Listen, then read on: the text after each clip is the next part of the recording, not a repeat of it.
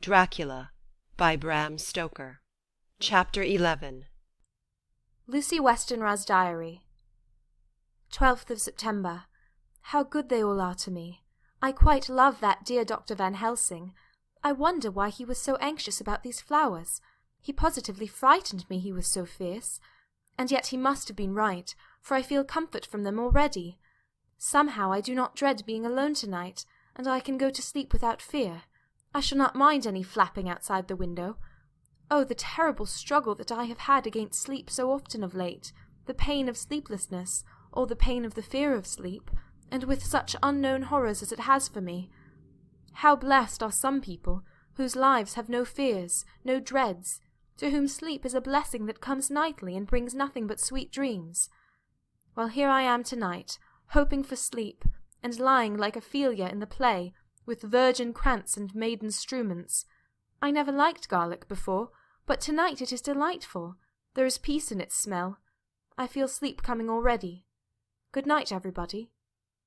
Dr. Seward's Diary, 13 September. Called at the Berkeley, and found Van Helsing, as usual, up to time.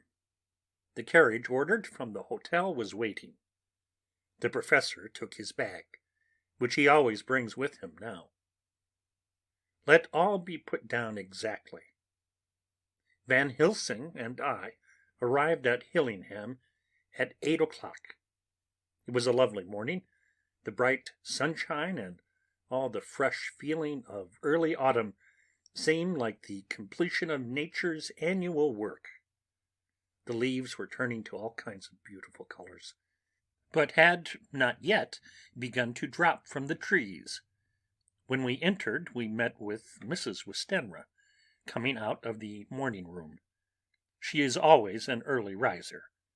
She greeted us warmly, and said, "You will be glad to know that Lucy is better.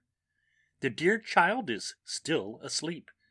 I looked into her room and saw her, but did not go in, lest I should disturb her." The professor smiled, and looked quite jubilant. He rubbed his hands together, and said, "Ah! I thought I had diagnosed the case. My treatment is working." To which she replied, "You must not take all the credit to yourself, doctor. Lucy's state this morning is due in part to me." "How do you mean, ma'am?" asked the professor. "Well, I was anxious about the dear child in the night, and went into her room. She was sleeping soundly, so soundly that even my coming did not wake her. But the room was awfully stuffy.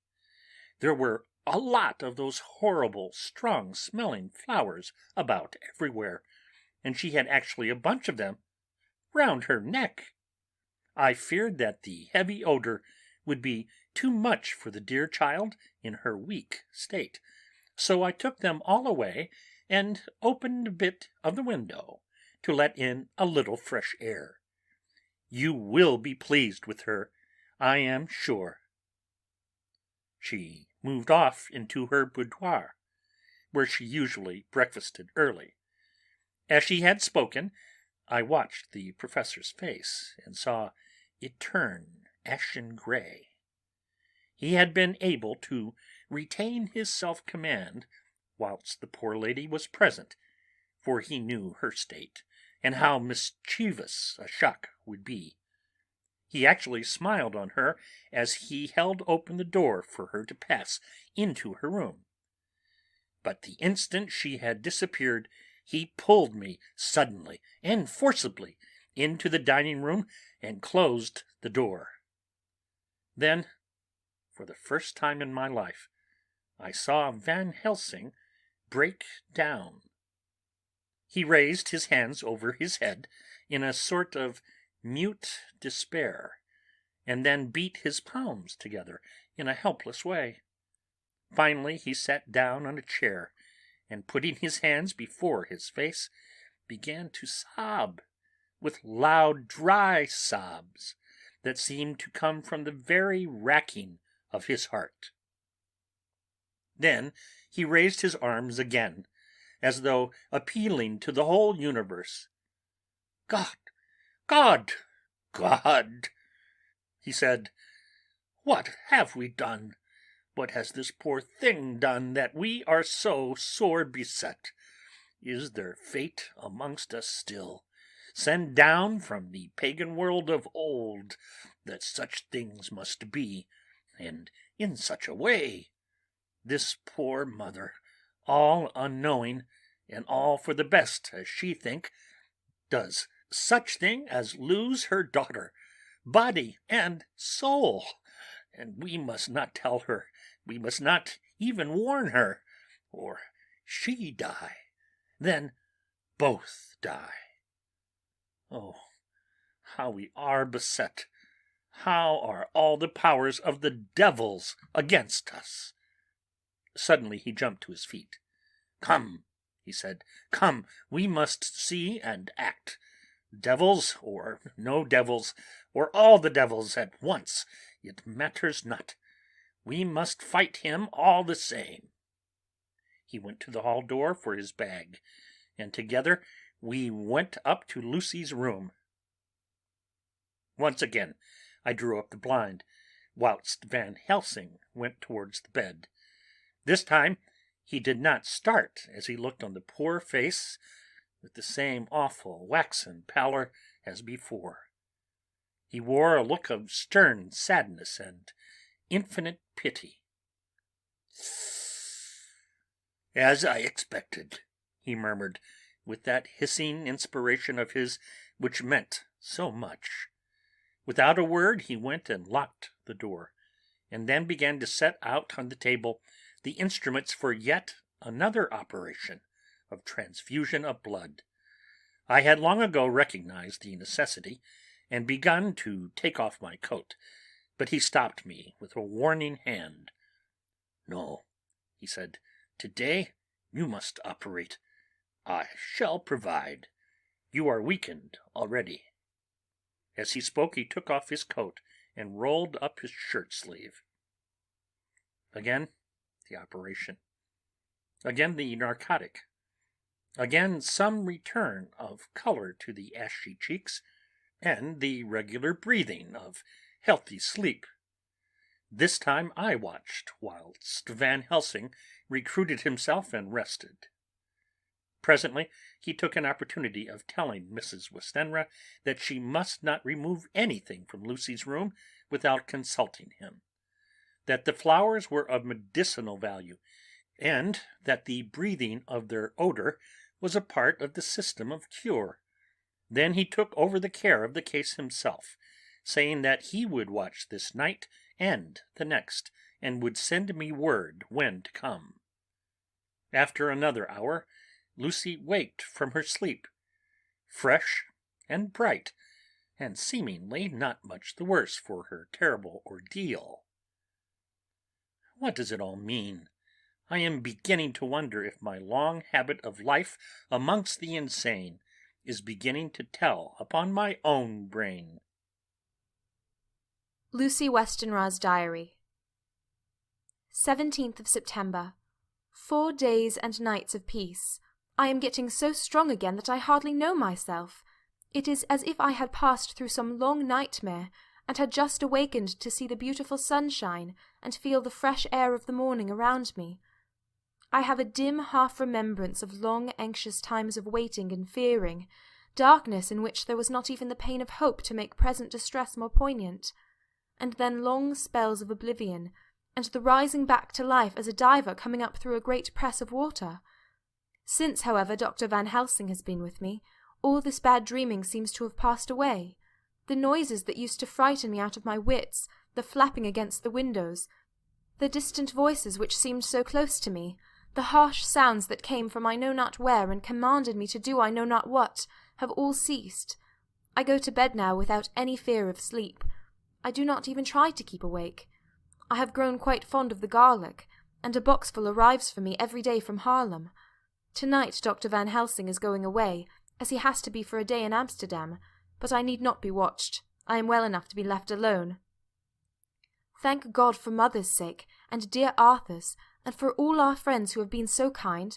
I shall not even feel the change, for last night Dr. Van Helsing slept in his chair a lot of the time. I found him asleep twice when I awoke, but I did not fear to go to sleep again, although the boughs or bats or something flapped almost angrily against the window panes. The Pall Mall Gazette, 18th September. The Escaped Wolf. Perilous adventure of our interviewer. Interview with the keeper in the Zoological Gardens. After many inquiries and almost as many refusals, and perpetually using the words Pall Mall Gazette as a sort of talisman, I managed to find the keeper of the section of the Zoological Gardens in which the wolf department is included. Thomas Builder lives in one of the cottages in the enclosure behind the elephant house, and was just sitting down to his tea when I found him. Thomas and his wife are hospitable folk, elderly and without children, and if the specimen I enjoyed of their hospitality be of the average kind, their lives must be pretty comfortable. The keeper would not enter on what he called business until the supper was over, and we were all satisfied.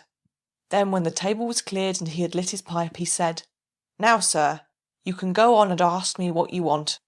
You'll excuse me refusing to talk of professional subjects afore meals. I gives the wolves and the jackals and the hyenas in all our sections their tea afore I begins to ask them questions." "How do you mean, ask them questions?" I queried, wishful to get him into a talkative humour. "Hitting of them over the head with a pole is one way. Scratching of their ears is another, when gents as is flush wants a bit of a show-off to their gals. I don't so much mind the fust, the hitting of the pole part, afore I chucks in their dinner, but I waits till they've had their sherry and coffee, so to speak, afore I tries on with the ear-scratching. Mind you," he added philosophically, "there's a deal of the same nature in us as in them there animals. Here's you a-coming and asking of me questions about my business, and I that grump like that only for your bloomin' half-quid. I'd a-seen you blowed fust 'fore I'd answer. Not even when you ask me sarcastic-like if I'd like you to ask the superintendent if you might ask me questions. Without offence, did I tell you to go to hell?" "You did." "And when you said you'd report me for using obscene language, that was hitting me over the head, but the half-quid made that all right. I weren't a-going to fight, so I waited for the food, and did with my all as the wolves and lions and tigers does. But law love your heart, now that the old bloomin' ooman has stuck a chunk of her tea-cake in me, and rinsed me out with her bloomin' old teapot, and I've lit up, you may scratch my ears for all you're worth, and won't even get a growl out of me. Drive along with your questions. I know what you're a-coming at, that here escaped wolf." "Exactly. I want you to give me your view of it. Just tell me how it happened, and when I know the facts, I'll get you to say what you consider was the cause of it, and how you think the whole affair will end." "All right, governor. This here is about the whole story. That here wolf, what we called Bersicker, was one of the 3 grey ones that came from Norway to Jamrax, which we bought off him 4 years ago. He was a nice well-behaved wolf that never gave no trouble to talk of. I'm more surprised at him for wanting to get out nor any other animal in the place. But there, you can't trust wolves no more nor women." "Don't you mind him, sir," broke in Mrs. Tom with a cheery laugh. "He's got minding the animals so long that blessed if he ain't like an old wolf himself, but there ain't no harm in him. Well, sir, it was about 2 hours after feeding yesterday when I first hear my disturbance. I was making up a litter in the monkey house for a young puma which is ill, but when I heard the yelping and howling I came away straight. There was Bersicker a-tearing like a mad thing at the bars as if he wanted to get out. There wasn't much people about that day, and close at hand was only one man, a tall thin chap with an hook nose and a pointed beard, with a few white hairs running through it. He had a hard cold look and red eyes, and I took a sort of mislike to him, for it seemed as if it was him as they was irritated at. He had white kid gloves on his hands, and he pointed out the animals to me, and says, 'Keeper, these wolves seem upset at something.' 'Maybe it's you,' says I, for I did not like the airs as he give hisself. He didn't get angry, as I hoped he would, but he smiled a kind of insolent smile with a mouthful of white sharp teeth. 'Oh no, they wouldn't like me,' he says. 'Oh yes they would,' says I, at imitating of him. 'They always like a bone or two to clean their teeth on about tea time, which you has a bagful.' Well, it was an odd thing, but when the animals see us a-talking, they lay down, and when I went over to Bersicker, he let me stroke his ears same as ever. That there man came over, and bless but if he didn't put his hand in and stroke the old wolf's ears too. 'Take care,' says I, 'Bersicker is quick.' 'Never mind,' he says, 'I'm used to 'em.' "Are you in the business yourself?" I says, taking off my hat, for a man what trades in wolves, etc., is a good friend to keepers. "No," says he, "not exactly in the business, but I have made pets of several."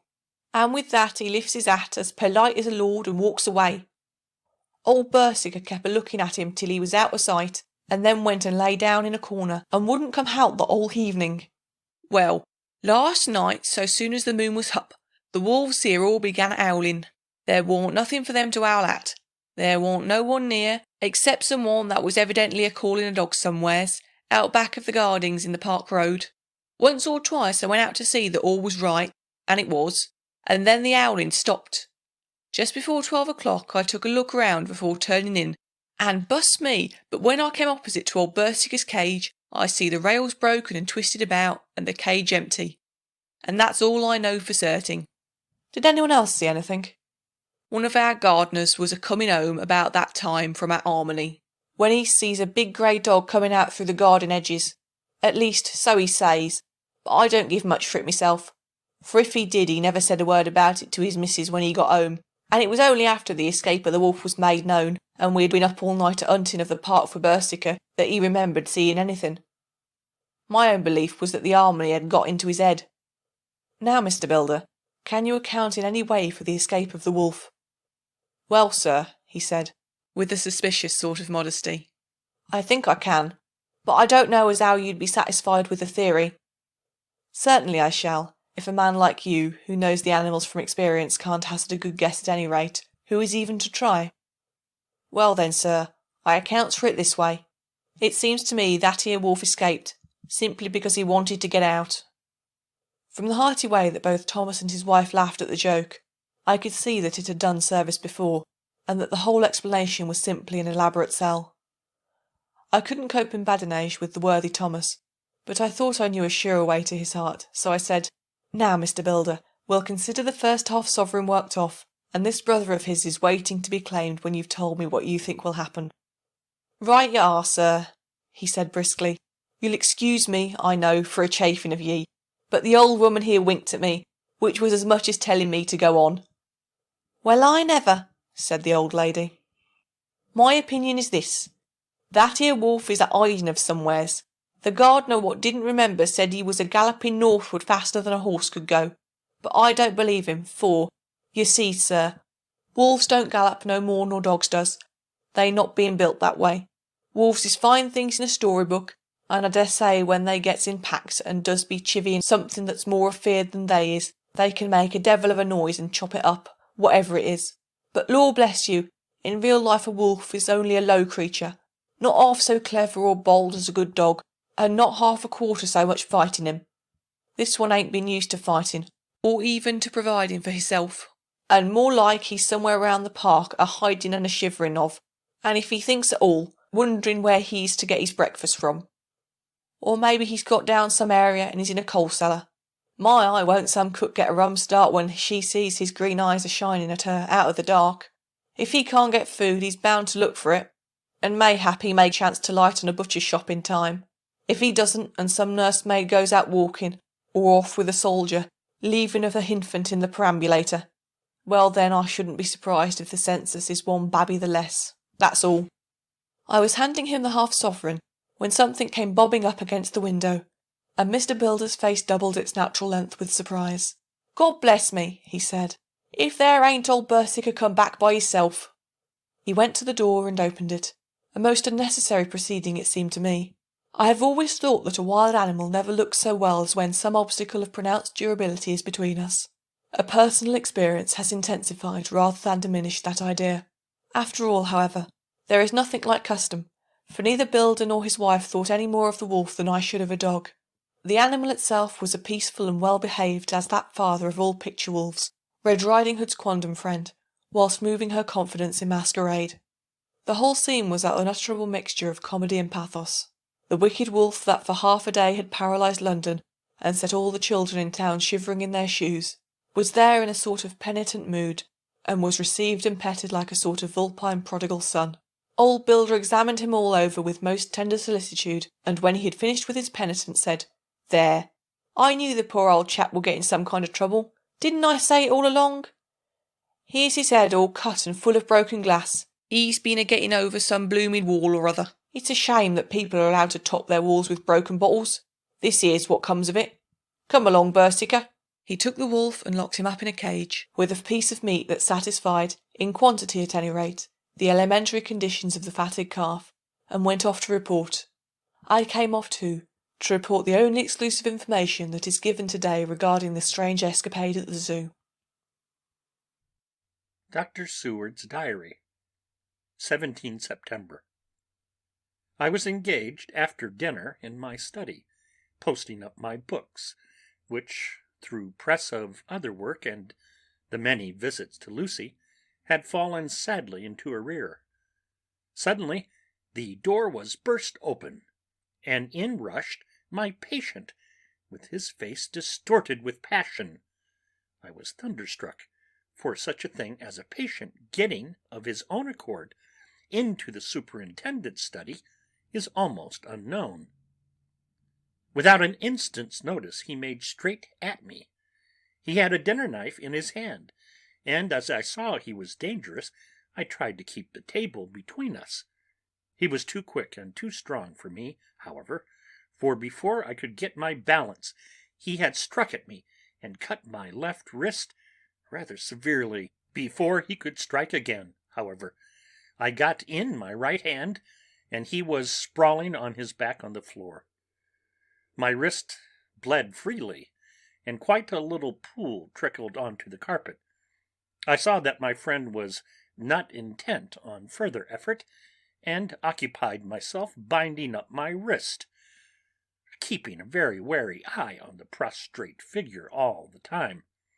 When the attendants rushed in, and we turned our attention to him, his employment positively sickened me.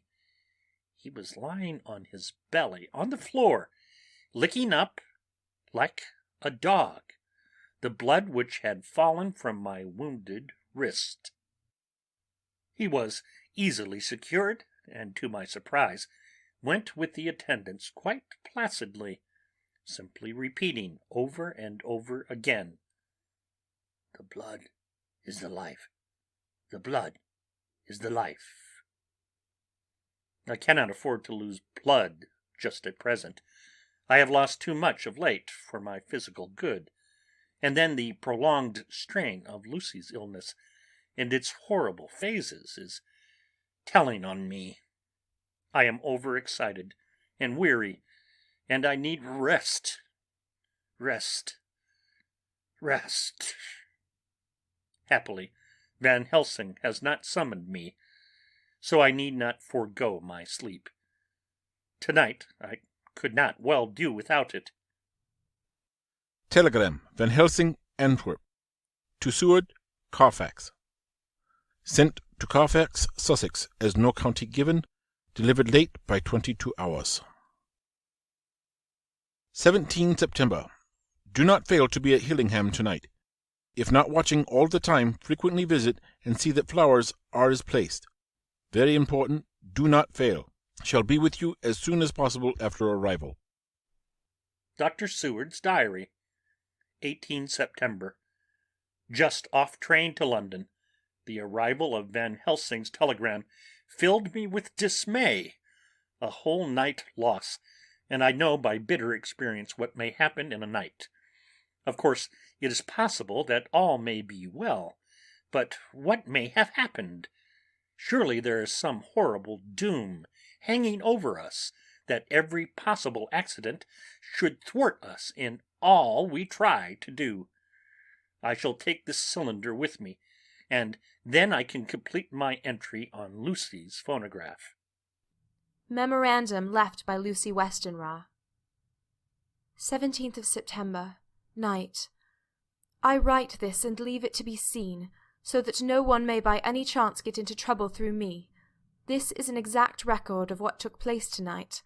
I feel I am dying of weakness, and have barely strength to write, but it must be done if I die in the doing. I went to bed as usual, taking care that the flowers were placed as Dr. Van Helsing directed, and soon fell asleep.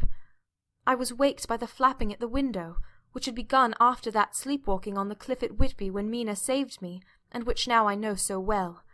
I was not afraid, but I did wish that Dr. Seward was in the next room, as Dr. Van Helsing said he would be, so that I might have called him. I tried to sleep, but I could not. Then there came to me the old fear of sleep, and I determined to keep awake. Perversely, sleep would try to come then when I did not want it. So, as I feared to be alone, I opened my door and called out, "Is there anybody there?" There was no answer. I was afraid to wake Mother, and so closed my door again. Then outside in the shrubbery I heard a sort of howl like a dog's, but more fierce and deeper. I went to the window and looked out, but could see nothing except a big bat, which had evidently been buffeting its wings against the window. So I went back to bed again, but determined not to go to sleep. Presently the door opened, and Mother looked in. Seeing by my moving that I was not asleep, she came in and sat by me. She said to me, even more sweetly and softly than her wont, "I was uneasy about you, darling, and came in to see that you were all right." I feared she might catch cold sitting there, and asked her to come in and sleep with me, so she came into bed and lay down beside me. She did not take off her dressing gown, for she said she would only stay a while and then go back to her own bed. As she lay there in my arms, and I in hers, the flapping and buffeting came to the window again. She was startled and a little frightened, and cried out, "What is that?" I tried to pacify her, and at last succeeded, and she lay quiet. But I could hear her poor dear heart still beating terribly. After a while there was the howl again out in the shrubbery, and shortly after there was a crash at the window, and a lot of broken glass was hurled on the floor. The window blind blew back with the wind that rushed in, and in the aperture of the broken panes there was the head of a great, gaunt, grey wolf. Mother cried out in a fright, and struggled up into a sitting posture, and clutched wildly at anything that would help her. Amongst other things, she clutched the wreath of flowers that Dr. Van Helsing insisted on my wearing round my neck, and tore it away from me. For a second or two she sat up, pointing at the wolf, and there was a strange and horrible gurgling in her throat. Then she fell over, as if struck with lightning, and her head hit my forehead, and made me dizzy for a moment or two. The room and all round seemed to spin round. I kept my eyes fixed on the window, but the wolf drew his head back, and a whole myriad of little specks seemed to come blowing in through the broken window, and wheeling and circling round like the pillar of dust that travellers describe when there is a sea moon in the desert. I tried to stir, but there was some spell upon me, and dear Mother's poor body, which seemed to grow cold already, for her dear heart had ceased to beat, weighed me down, and I remembered no more for a while. The time did not seem long, but very, very awful till I recovered consciousness again. Somewhere near a passing bell was tolling. The dogs all round the neighbourhood were howling, and in our shrubbery, seemingly just outside, a nightingale was singing. I was dazed and stupid with pain and terror and weakness, but the sound of the nightingale seemed like the voice of my dead mother come back to comfort me. The sounds seemed to have awakened the maids too, for I could hear their bare feet pattering outside my door. I called to them, and they came in, and when they saw what had happened and what it was that lay over me on the bed, they screamed out. The wind rushed in through the broken window, and the door slammed to. They lifted off the body of my dear mother, and laid her, covered up with a sheet, on the bed after I had got up. They were all so frightened and nervous that I directed them to go to the dining-room and each have a glass of wine. The door flew open for an instant and closed again. The maids shrieked, and then went in a body to the dining-room, and I laid what flowers I had on my dear mother's breast. When they were there, I remembered what Dr. Van Helsing had told me, but I didn't like to remove them, and besides, I would have some of the servants to sit up with me now. I was surprised that the maids did not come back. I called them, but got no answer, so I went to the dining-room to look for them. My heart sank when I saw what had happened. They all four lay helpless on the floor, breathing heavily. The decanter of sherry was on the table half full, but there was a queer, acrid smell about. I was suspicious, and examined the decanter. It smelt of laudanum, and looking on the sideboard, I found that the bottle which Mother's doctor uses for her, did use, was empty. What am I to do? What am I to do? I am back in the room with Mother. I cannot leave her, and I am alone, save for the sleeping servants whom someone has drugged. Alone with the dead. I dare not go out, for I can hear the low howl of the wolf through the broken window. The air seems full of specks, floating and circling in the draught from the window, and the lights burn blue and dim. What am I to do? God shield me from harm this night. I shall hide this paper in my breast, where they shall find it when they come to lay me out. My dear mother gone. It is time that I go too. Good-bye, dear Arthur, if I should not survive this night. God keep you, dear, and God help me.